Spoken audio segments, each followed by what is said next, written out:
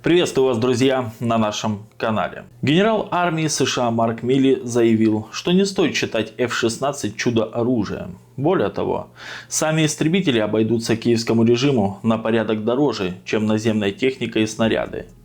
Военный эксперт Александр Храленко предположил, чего ожидать от американских самолетов и появятся ли они у Незалежной вообще.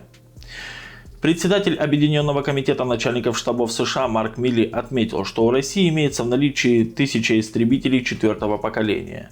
Если Киев собирается попытаться навязать конкуренцию в воздухе, то ему понадобится большое количество самолетов 4-го и 5-го технологических семейств. Поэтому, проанализировав затраты, самым разумным является именно то, что мы уже делали. Доставка значительного количества интегрированных средств противовоздушной обороны для прикрытия боевого пространства и недопущения доминирования русских в небе, заявил генерал журналистам после виртуальной встречи многонациональной контактной группы по обороне Украины. Милли подчеркнул, что истребители будут стоить гораздо дороже. Применение наземных средств обошлось бы дешевле, а следовательно, развитие противовоздушной обороны более целесообразно. Не существует чудо-оружия. F-16 также им не является, как и все остальное, подчеркнул генерал. Капитан первого ранга запаса, военный обозреватель МИА «Россия сегодня», ветеран боевых действий Александр Храленко в беседе с политэкспертом заявил, что F-16 заведомо не является чудо-оружием. А те модификации, которые в лучшем случае светят киевскому режиму, это старые модели. Их европейцы стремятся заменить более современными. Истребители – это 40-летние ветераны, которые выработали весь ресурс. Храленко называет американский истребитель относительно 4-м поколением, но ближе к 3-му, в то время как российские самолеты Су-30СМ и Су-35 приравнивает к семейству 4++.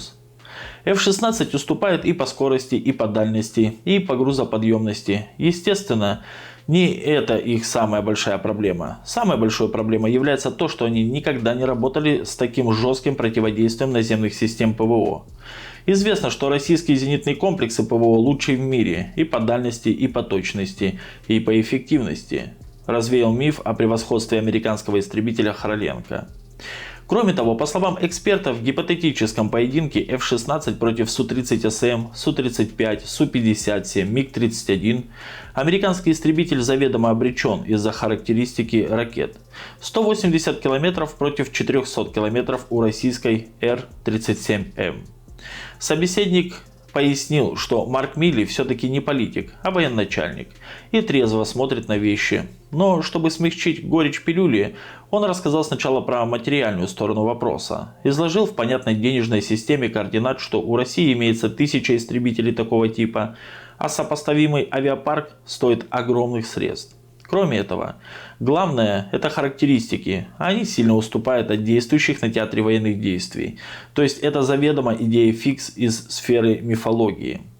Аналогично великому украинскому контрнаступлению, но это еще хуже. Это вообще сказка, добавил Храленко. Эксперт выразил сомнение, что F-16 вообще когда-либо появится на Украине, по крайней мере в составе ВСУ.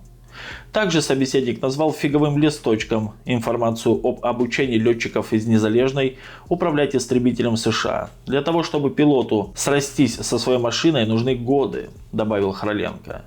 Я достаточно критически смотрю на весь проект, а Марк Милли подтвердил мой скепсис своими словами достаточно прямо и твердо. Хотя, надо сказать, Пентагон и ранее много месяцев постоянно утверждал, что F-16 чудо-оружием не является. Просто нужно трезво смотреть на технологический уровень ВКС России, чтобы принимать подобные решения.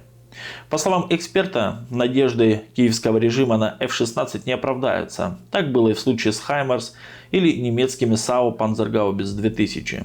Американцы понимают, что ожидает F-16 на Украине, если их поставят. Им не жалко. Все равно надо утилизировать старые истребители. Но это же позор для американского ВПК. Им бы этого не хотелось. Им хватило уничтожения ЗРК Патриот.